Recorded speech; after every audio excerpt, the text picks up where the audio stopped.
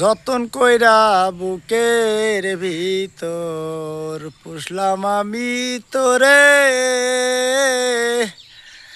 সেই বুকটারে ভাঙ্গা দিয়া কোন বনে লোকাইলি রে। যতন কইরা পোষা পাখি রে, নিজে না খাওয়াইয়া তোরে খাওয়াইছিলাম কত। এতদিনের ভালোবাসা ভাঙা দিলি তুই ওরে। যতন কইরা পুষলাম তোরে রে, আমার বুকে ছুরি মাইরা কার বুকেতে ঘুমাও,